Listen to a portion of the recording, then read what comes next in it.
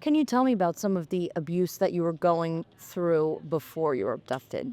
So before I was abducted, I was physically abused, verbally abused, mentally abused by my godmother and my godmother's husband.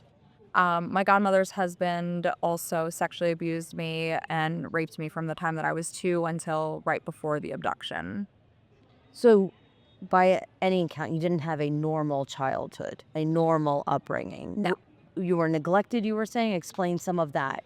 So my biological mother was very seldom in the picture. She was working, trying to make a living, but she also permitted me to be in a household with people that were abusive. Tell me what happened. How were you abducted? So my abductor was a family friend, somebody that I had known as early as I can remember. Before I was abducted, my brother had confided in our mother that Esposito was abusing him. So my biological mother did not want me spending any time with John Esposito. I was staying with my godmother for a couple of days around my birthday, and she was not aware of the abuse that my brother had sustained at the hands of John Esposito. So when John Esposito said he wanted to bring me out for my birthday, she thought that it was fine. And he picked you up and you went where?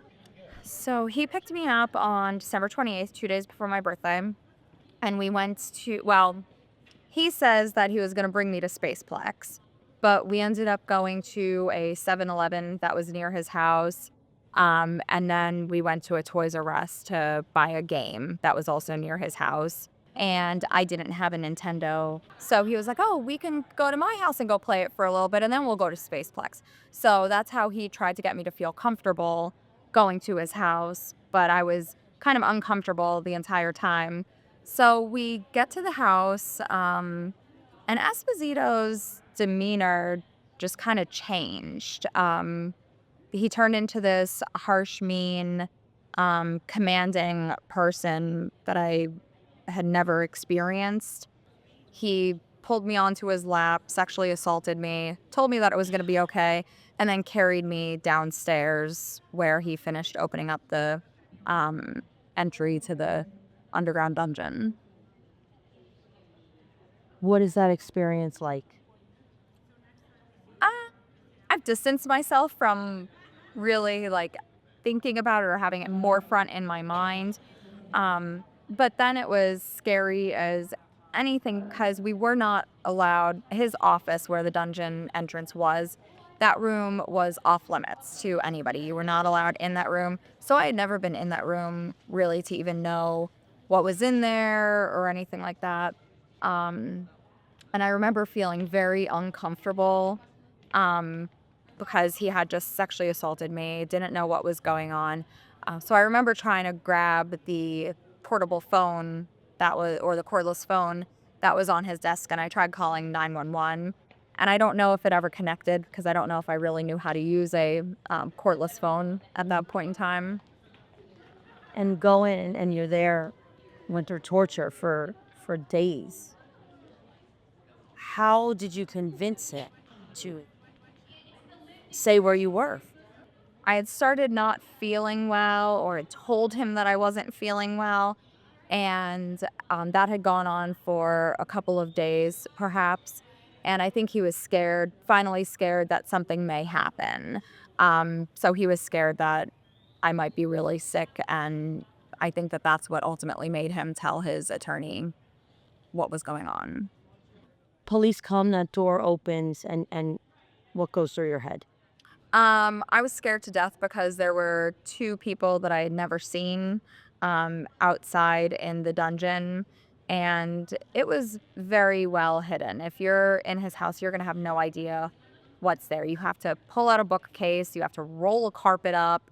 And he had it situated too that if you were in the closet and for some reason rolled up the carpet, it wouldn't go past the bookshelf. And the entry to the dungeon was beyond the bookshelf. So it was very well thought out. So I was like, okay, he clearly had to tell somebody where I was, or something happened to him.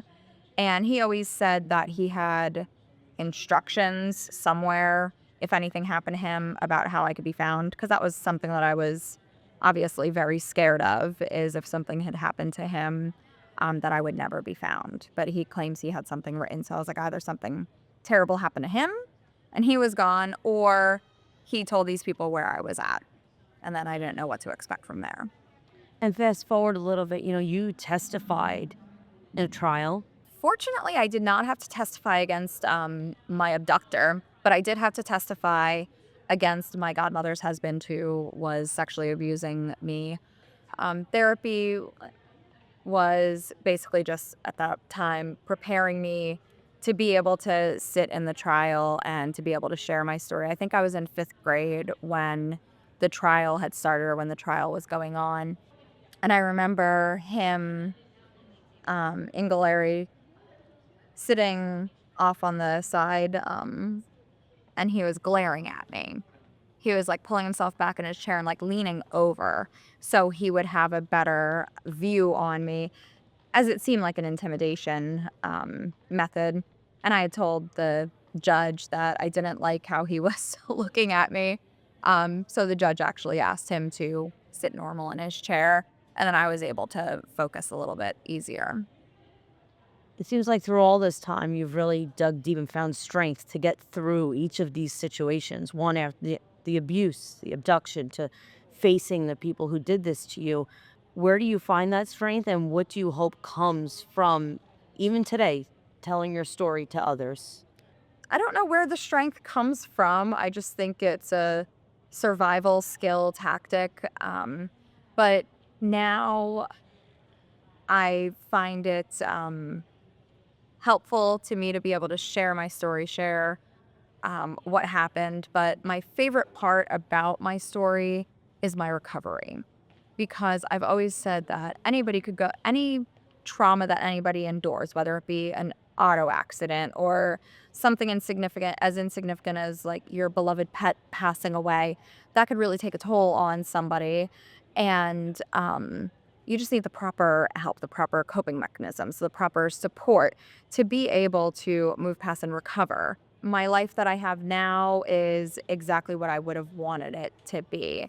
So I'm grateful that um, I went through the experiences, that I was able to teach people, teach social services, CPS, therapists, the what I had gone through, so they can help kids or help adults that have gone through similar experiences, hopefully not similar experiences, but any sort of trauma, so then they can help them in a better capacity.